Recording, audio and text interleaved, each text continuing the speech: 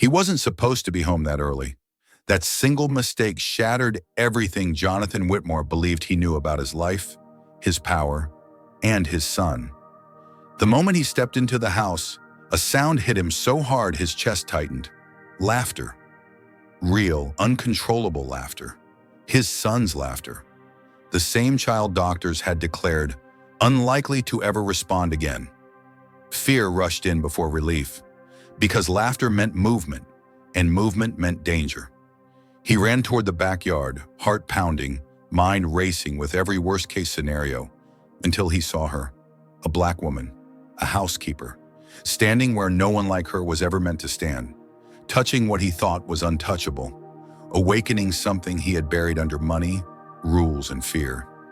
In that instant, anger, terror, and prejudice collided inside him, and one decision would destroy a life, or save it.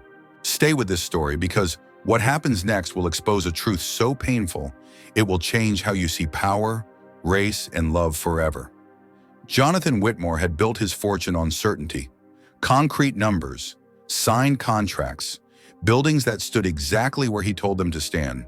Nothing in his life was supposed to surprise him anymore. So when he arrived home early that afternoon and heard laughter echoing through Whitmore Estate, his first instinct wasn't joy, it was terror. The sound cut through the mansion like a crack of thunder. Too loud, too alive, too impossible. Jonathan froze in the marble hallway, one hand still gripping the knot of his silk tie. That laugh didn't belong here. For 2 years, the house had known only silence. The quiet hum of medical machines. The soft, professional voices of nurses who never stayed long.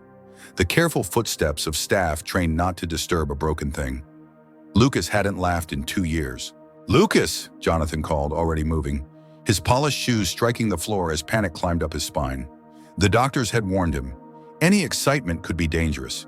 Any physical exertion could undo months of fragile stability. Laughter wasn't harmless. Laughter was risk. Jonathan pushed open the glass doors leading to the backyard, and his world tilted. There, under the open afternoon sky, sat his son, not slumped, not staring into nothingness. Lucas Whitmore was upright in his wheelchair, fists raised, face flushed, mouth wide open in a sound that was half laugh, half shout, raw, unfiltered joy spilling out of a body everyone had declared finished. And standing in front of him was the new housekeeper. She wasn't in the standard gray uniform. She wore worn blue medical pants, cheap work shoes, and bright yellow rubber gloves that looked absurd against the manicured lawn. She was balancing on one leg, arms outstretched, wobbling deliberately, spinning like she might fall at any second.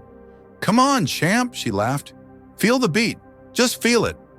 A garden hose sprayed a thin arc of water, catching the sunlight and scattering it into color. Lucas shrieked with delight, actually trying, to move his shoulders in time. Jonathan's briefcase slipped from his hand and hit the stone patio with a dull thud. The moment shattered. The woman froze. Her smile disappeared as she turned toward him. Jonathan Whitmore stood rigid in the doorway, face pale, chest tight, his expression not softened by relief, but sharpened by fury. To him, this wasn't a miracle. It was negligence. "What the hell is going on?" he roared. The birds scattered. The water hose fell silent. Lucas's laughter died instantly. His arms dropped, heavy and defeated, his body shrinking back into itself, the moment his father's voice cut through the air.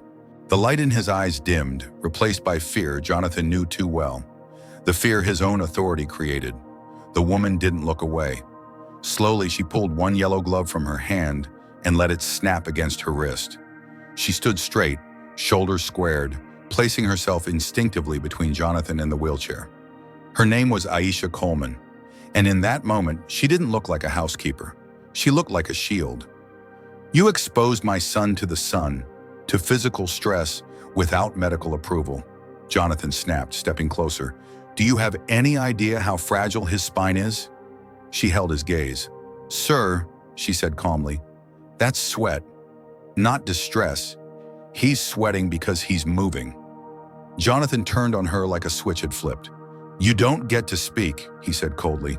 "You're here to clean bathrooms, not experiment on my child."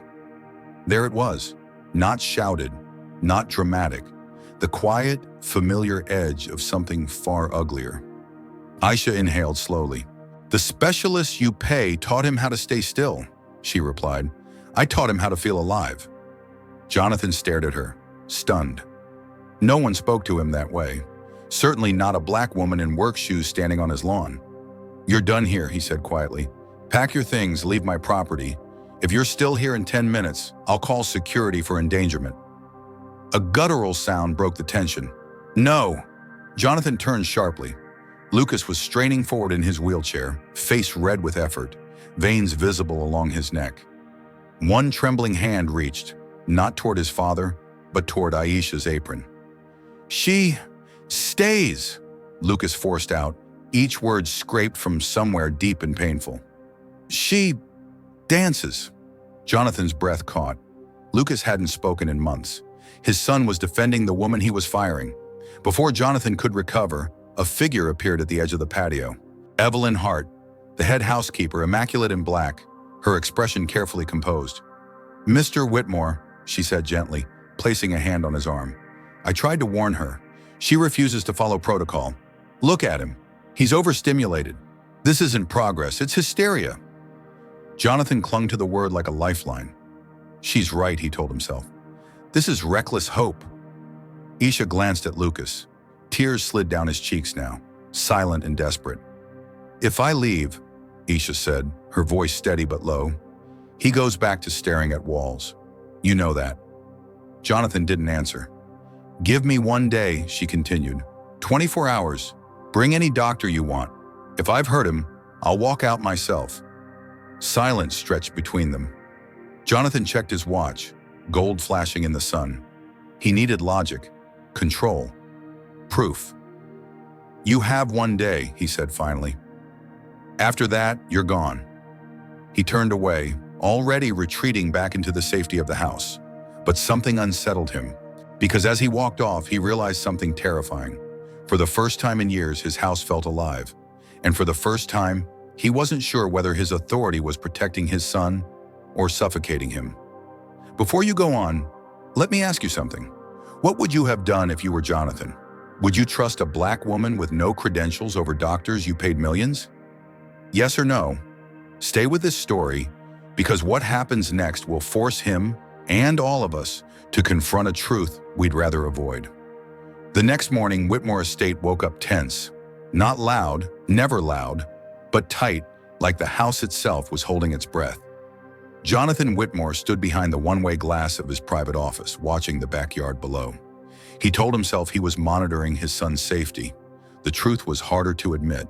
He was watching Aisha Coleman. She arrived before sunrise the same way she always did. No phone, no headphones. Just a canvas bag slung over her shoulder and that calm, grounded walk that didn't ask permission to exist. Jonathan noticed how the staff reacted to her. The gardener stiffened when she passed. The nurse avoided eye contact. And Evelyn Hart, ever elegant, ever composed, watched Aisha with a smile that never reached her eyes. Aisha knelt beside Lucas's wheelchair, speaking softly. Jonathan couldn't hear the words, but he saw the result. Lucas responded, not dramatically, not miraculously, but consistently. A finger twitch, a shoulder roll, a breath that wasn't shallow. By noon, Jonathan's phone buzzed non-stop. 3 doctors, 2 therapists, 1 neurologist flown in from Chicago. All had the same reaction, cautious disbelief. "This shouldn't be possible," Dr. Matthew Collins muttered, reviewing the data. His neural responses, "Waking up."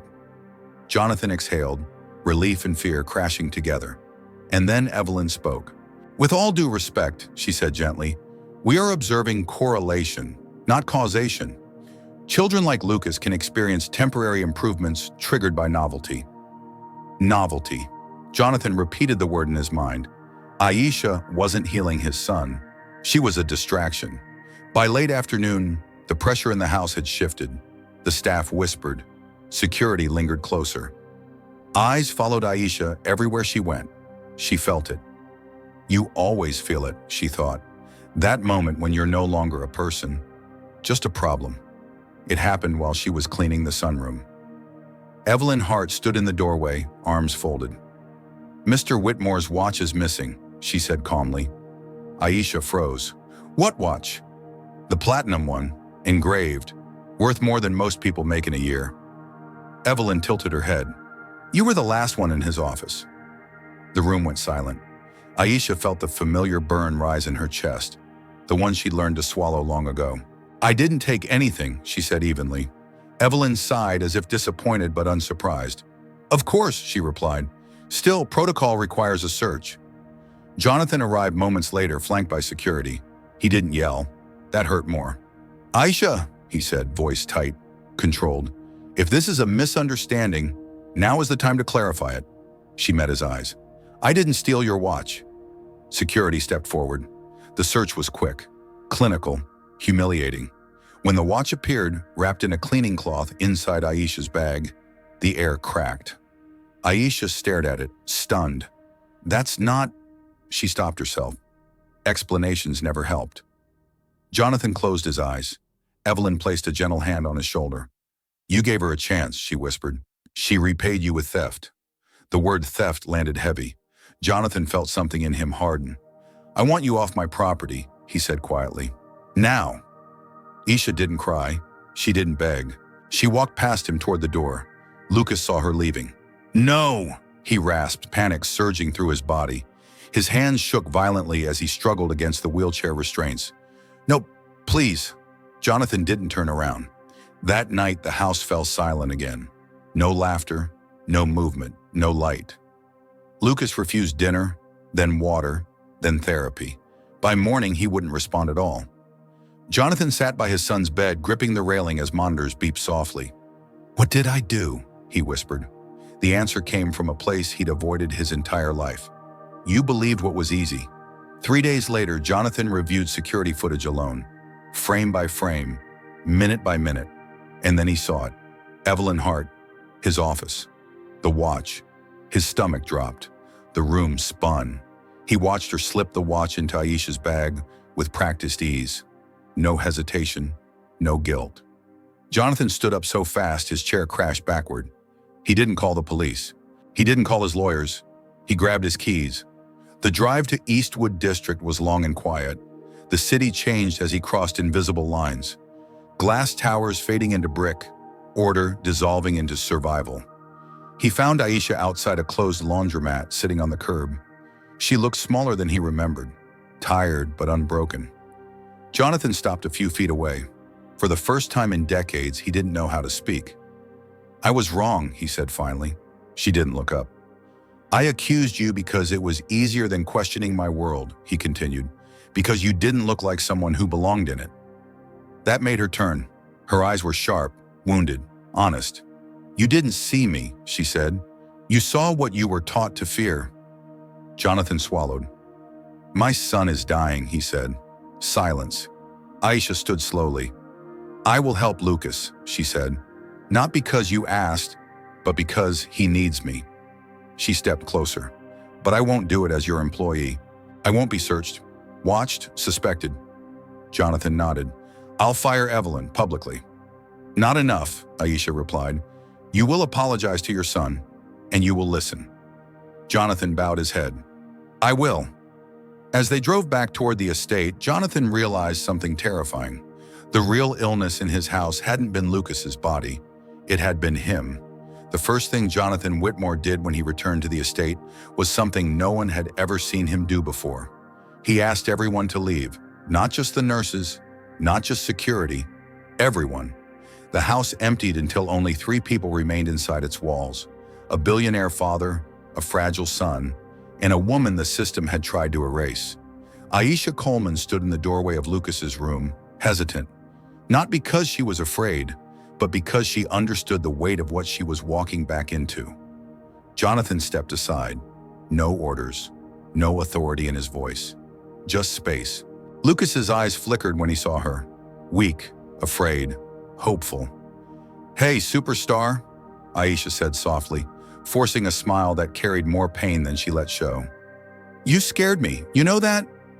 Lucas tried to speak. The sound broke apart before it reached his lips. Tears welled up instead. Aisha crossed the room and knelt beside him, not touching at first. She waited. always waited. Jonathan watched from the corner, hands shaking. He had signed deals worth hundreds of millions of dollars without blinking, but this moment terrified him more than any boardroom ever had. "I need to say something," Jonathan said suddenly. Aisha didn't turn around. He swallowed. "I taught my son that silence was safety," he continued. "I taught him not to try, not to reach, not to hope, because I was afraid of losing him." Lucas's eyes stayed locked on his father. "And I taught myself," Jonathan added, voice breaking, "that control was love." He took a step forward. "I was wrong." The word felt heavy, necessary. Jonathan knelt. The marble floor didn't matter. "I'm sorry," he said to his son, "for not listening, for choosing comfort over courage, for letting fear and prejudice decide who I trusted." Aisha finally looked at him, not forgiving, not yet, but listening. The days that followed were slow, painfully slow. No miracles, no overnight transformations, just consistency. Aisha brought music, old soul records, rhythms that carried history, survival wrapped in sound. She taught Lucas to feel the beat with his fingers, then his shoulders, then his breath. Jonathan watched, learned. He stopped interrupting, stopped correcting, stopped assuming he knew better. One afternoon, as rain tapped gently against the windows, Aisha placed Lucas's hands on the arms of his wheelchair. "Not today," she whispered. "Just tell your body you remember." Lucas shook. Sweat formed along his hairline. His jaw clenched. Jonathan leaned forward, heart racing. And then, movement. Not big, not dramatic, but real. Lucas pushed. The wheelchair creaked. His feet pressed into the floor. Jonathan covered his mouth. Aisha didn't cheer. She didn't rush. She nodded once. "Yes," she said quietly. "That's it." Weeks later, Jonathan did something else no one expected. He called a press conference, not to announce a new building, not a merger, not charity. He stood behind the podium, cameras flashing, and told the truth. He spoke about Evelyn Hart, about the theft, about how easily he had believed a lie because it fit his bias. And then he said her name. "Aisha Coleman saved my son's life," Jonathan said, "and I nearly destroyed hers because I confused power with righteousness." The room went silent. "I am not proud of that," he continued, "but I will be accountable for it." Evelyn was dismissed, permanently, publicly. The Whitmore Foundation was restructured, not as a vanity project, but as a commitment, rehabilitation access. Care led by communities that had been excluded, ignored, underestimated. Aisha refused an executive title. She accepted something else: respect. The day Lucas stood up for the first time, there were no cameras, just the three of them in the backyard where it had all begun. Lucas trembled, legs shaking, hands gripping Aisha's arms. Jonathan stood behind him, not directing, not hovering, just ready. "Okay," Lucas whispered. "Okay." One step, then another.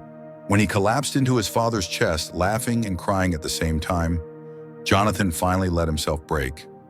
He had spent his life building things that touched the sky. But this was the greatest thing he would ever witness. Months later, the Whitmore estate felt different, lighter, louder. Aisha still danced in the backyard. Lucas still struggled and still tried. Jonathan still learned how to listen, not as a billionaire, not as an authority, but as a human being, because healing hadn't come from money or machines or control.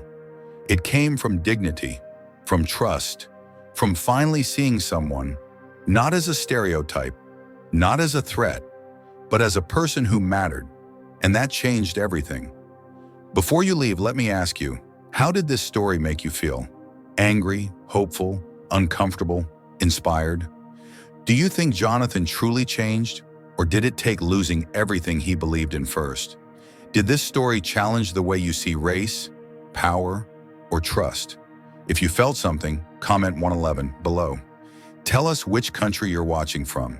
And if this story moved you even a little, please share it, because conversations like this only matter if they keep going.